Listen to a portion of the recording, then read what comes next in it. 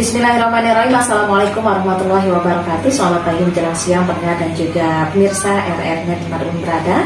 Senang sekali pagi hari ini saya Mayok Taripa bisa kembali menjumpai Anda tentunya dalam acara Dialog Kentongan edisi Rabu 26 Oktober 2022. Ya, kesiapan sekolah dalam pengurangan risiko bencana menjadi topik Kentongan edisi hari ini, di mana memang bencana masih menjadi topik serius di Provinsi Nusa Tenggara Barat. Bahkan di sini pemerintah Provinsi NTB melalui Badan Penanggulangan Bencana Daerah BPBD sudah menghimbau untuk seluruh sekolah-sekolah yang ada di Provinsi Nusa Tenggara Barat, baik itu jenjang SMP kemudian SMA, untuk ikut terlibat bagaimana memitigasi bencana yang ada di Provinsi Nusa Tenggara Barat. Nah, keterlibatan pelajar siswa-siswi ini untuk menanggulangi bencana memang sangat penting.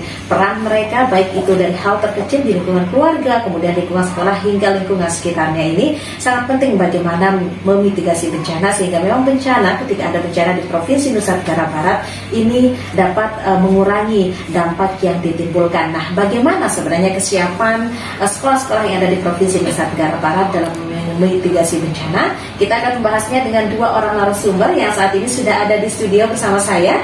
Saya akan menyapa narasumber yang pertama, ada Ayudita Maharani, siswi SMA Negeri 1 Gerung, Lombok Barat. Assalamualaikum Ayudita. Waalaikumsalam, Kak. Saya panggil apa nih, Ayu atau Dita? Boleh panggil Ayu, boleh panggil Dita, terserah. Iya, iya, baik. Kabar sehat Dita? Alhamdulillah sehat. Iya, masih semangat Dita ya? Pasti dong. Oke, kalau di mitigasi bencana memang identik salam tangguh. Kalau Dita sendiri mungkin ada salam-salam khas apa gitu? Kita salam apa nih? Salam khas apa ya? Mungkin kalau dari kita peduli lingkungan, cintai lingkungan, peduli sampah gitu. Iya, cintai lingkungan, peduli sampah. Iya, baik, luar biasa. Dan ada juga narasumber yang kedua, saya akan menyapa, ada Ayu Dita. Bisa dikenalkan siapa Dita? Oh iya, di sini di samping saya ada teman saya namanya Safiatun Najah, Kak. Safiatun Najah dari SMA Negeri 1 Gerung juga. Assalamualaikum Safiatun. Waalaikumsalam warahmatullahi wabarakatuh. Saya panggil apa nih, Safiatun atau Najah? Biasa panggilan dengan Pia. Oh, Pia ya, Pia sama Dita ya pendengar, dan juga nanti bagi Anda yang ingin bergabung bisa melalui 0818 02 05 6000 atau bisa juga melalui Facebook Pro 1 Mataram dan kanal YouTube RRI Mataram Official. Di sini sudah ada Dita dan juga sudah ada Pia. Nanti kita akan membahas apa yang perlu dilakukan di lingkungan sekolah sehingga bisa ikut memitigasi bencana yang ada di Provinsi Nusa Tenggara Barat. Namun sebelum kita lanjutkan, kita simak dulu satu buah iklan layanan masyarakat berikut ini. Ya, terima kasih pendengar Anda masih bergabung tentunya dalam acara Dialog Kentongan edisi Rabu 26 Oktober 2022. Kesiapan sekolah dalam pengurangan risiko bencana menjadi topik Kentongan edisi hari ini, di mana sudah ada dua orang narasumber.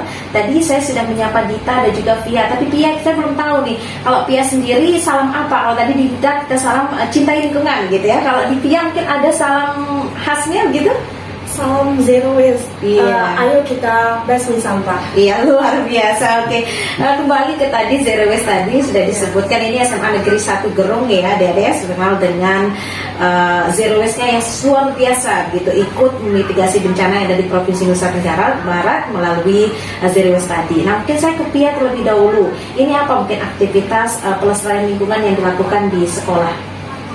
Baik, untuk pelestarian lingkungan di sekolah kami dengan cara yaitu menerapkan program Zero Waste ini sendiri. Yang dimana program Zero Waste ini sendiri kami di sekolah itu diadakan lomba yaitu dengan pemilahan sampah antara sampah organik dan anorganik. Yang dimana sampah organik tersebut dapat diproses menjadi pupuk kompos. Nah, sedangkan anorganik merupakan sampah yang lama terurai. Nah, dengan lama terurai itu kami mengolahnya dengan membuat pernak-pernik seperti ada yang membuat tas bunga maupun kami membuat eco-bricknya sendiri. Iya, ini mungkin karena sama-sama dari SMK Negeri 1 Gerung ya. Kalau kita ini mungkin bisa dijelaskan ke teman-teman, khususnya ke pendengar kita, apa saja sebenarnya jenis-jenis sampah yang masuk ke organik kemudian anorganik. Nah, kalau sampah yang termasuk kepada sampah organik ini adalah sampah yang berasal dari alam gitu, mudahnya yang mudah terurai seperti dari sampah dedaunan, sampah sayur mayur misalnya di rumah tangga itu Kak, yang gampang terurai oleh tanah dan biasanya itu dari alam gitu. Sedangkan kalau yang anorganik sendiri itu biasanya sampah-sampah yang susah terurai di tanah. Salah satunya adalah plastik nih, itu yang paling banyak ada di lingkungan sekitar kita gitu Kak. Bisa plastik snack, bisa botol air minum yang sekali pakai dan lain sebagainya seperti itu. Oke, sebagai salah satu siswi juga gitu ya, yang ikut melestarikan lingkungan di lingkungan sekolah. Nah, ini mungkin keuntungan apa manfaat yang dirasakan ketika bergabung mengikuti kegiatan pelestarian sekolah itu kita? Ya, pastinya kita sebagai remaja nih ya Kak, kan kita sadar kalau kita adalah masa depan suatu bangsa nih Kak. Nah, jadi pastinya dengan kita mengikuti program ini, kita akan meningkatkan kesadaran kita bahwa penting loh buat kita untuk peduli terhadap lingkungan kita, karena bagaimanapun lingkungan ini terutama bencana alam ini kan kita sendiri sebenarnya yang buat gitu. Dan kalau misalnya kita sudah membiasakan diri untuk mendaur ulang sampah, untuk peduli terhadap lingkungan, insya Allah kedepannya pasti lingkungan kita juga akan lebih terjaga untuk masa depan kita juga. Oke, baik. Kalau Pia juga ya kan sebagai salah satu juga ya yang terlibat dalam kegiatan pelestarian lingkungan. Nah, ini keuntungan atau manfaat yang sudah dirasakan sejauh ini ketika bergabung begitu ya, mengikuti ataupun ikut melestarikan lingkungan di lingkungan sekolah, ini apa yang dirasakan? Baik, untuk di sekolah sendiri, nah saya sebagai duta lingkungan dari program Zero Waste sendiri, nah di sini itu kami mendapatkan banyak sekali manfaat, terutama untuk kami para siswa itu meningkatkan kesadaran diri kami sebagai siswa maupun generasi milenial nih yang tidak kalah pentingnya untuk selalu menjaga kebersihan, nah terutama di dalam sampah ini itu sendiri untuk mencegah bencana alamnya. Selain itu juga di sekolah kami menerapkan program pemilahan sampah ini, kami dilombakan. Dilombakan antar siswa gitu? Iya, antar kelasnya itu sendiri. Jadi setiap minggu atau di pengumumannya itu di setiap hari Senin kami akan diumumkan siapa sih kelas yang merupakan pemilih sampah terbaik, dan kami akan diberi apresiasi oleh kepala sekolah kami sendiri. Oke, saya kembali ke Dita ini. Dita, kalau tadi kan dikatakan memang saya dapat informasi ini juga kolaborasi untuk Zero Waste ini, kolaborasi antara guru pihak sekolah dengan siswa-siswi yang ada di sana. Nah, sejauh ini kolaborasinya ini sudah sampai mana, Dita? Ya, kalau seperti yang tadi teman saya katakan, di sekolah itu sudah ada lomba gitu kan, dimana di situ diumumkan setiap hari Senin kelas mana aja nih yang bisa menjadi juara untuk lomba pemilihan sampah ini. Dan nanti bagi para juara-juara ini juga akan berkolaborasi juga nih sama pihak sekolah, bagaimana caranya supaya sampah-sampah ini bisa kita daur ulang, baik itu yang organik maupun non organik seperti itu kan. Iya, ini lomba antar sekolah untuk Zero Waste ini sudah dilakukan sejak berapa lama, Dita? Untuk sejauh ini dari 2018, jadi berjalan kurang lebih sekitar sudah 4 tahun Kak. Ini antusias mungkin ya, ini kan turun-temurun ya, seperti turun-temurun Dita dan juga Pia. Ini antusias sejauh ini dari semua siswa-siswi per kelas itu bagaimana? Apakah ketika mengikuti lomba itu semuanya berlomba-lomba kita atau bagaimana sejauh ini? Sejauh ini alhamdulillah dari teman-teman sendiri sangat antusias gitu Kak. Bahkan ada beberapa kelas yang sampai setiap habis keluar main nih ke Koksis gitu nyari sampah untuk dipilah-pilah supaya nanti timbangan sampahnya lebih banyak, mereka bisa menjadikan uang kan, bisa ditimbang di sekolah juga, ada bank sampah seperti itu. Jadi sangat excited lah teman-teman semua, sampai seniat itu sampai mungut-mungut sampah di Koksis seperti itu. Iya, luar biasa ya semangat teman-teman di SMK Negeri SMA 1 Gerung ini cukup tinggi ya. Baik, dan pendengar, kami undang Anda ingin bergabung bisa melalui 0818 02 05 6000 atau bisa juga melalui Facebook Pro 1 Mataram dan kanal YouTube RRI Mataram Official. Baik, kalau tadi saya sudah ngobrol dengan Dita terkait bagaimana antusiasme siswa-siswi kita yang ada di SMA 1 Gerung. Saya kembali ke Pia. Ini Pia sebagai salah satu duta gitu ya di lingkungan sekolah. Ini sejauh ini apa tantangannya ketika mengajak teman-teman untuk sama-sama sadar akan pentingnya pelestarian lingkungan khususnya melalui Zero Waste ini? Tentunya tantangan untuk kami itu yaitu teman-teman kami sendiri yang masih belum mempunyai kesadaran gitu, masih kurangnya kesadaran.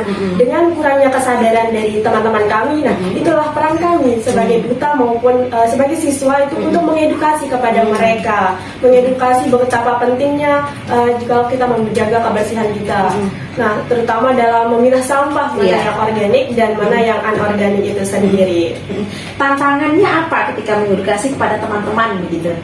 Tantangannya itu sendiri, teman-teman masih ada yang membuang sampah itu tidak memilah. Nah, mereka misalnya dari sampah organik dibuangnya ke anorganik. Nah di sana itu kita punya peran penting banget, di mana kita harus mengingatkan guys, kan biasa dengan teman-teman Besti gitu ya. Besti jangan ditaruh di sana dong. Ini kan untuk yang organik, yang ini yang anorganik. Oh itu maaf saya tidak tahu. Nah itu perlunya kita mengedukasi kepada mereka, memberitahu. Nah itu juga ada dengan kendala besarnya itu belum sadar dan tidak tahu yang mana yang antara sampah organik dan anorganik itu sendiri. Ini masih sampai saat ini masih ada gitu ya.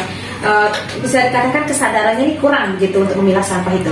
Masih sampai sekarang, makanya kita di sini tuh peran penting kita tuh selalu untuk mengedukasi, memberikan motivasi kepada teman-teman. Kan sebagai generasi juga kita kan ada yang mau dikekang, jadi kita harus memberikan edukasi secara positif, secara perlahan, dan perlahan demi perlahan mereka juga akan ikut serta ke kita untuk selalu menjaga kebersihan, dan perkembangannya di sekolah kami semakin hari alhamdulillah semakin baik. Oke, baik. Tapi kalau melihat ketersediaan bak sampah mungkin ini kan kadang menjadi kendala ya, khususnya misalnya di tempat umum. Ada niat seseorang ingin membuang sampah khususnya untuk memilah sampah tadi, tapi kesediaan sarana dan prasarana tong sampahnya ini kurang. Kalau kita di SMK, di SMA 1 Gerung ini bagaimana Dita?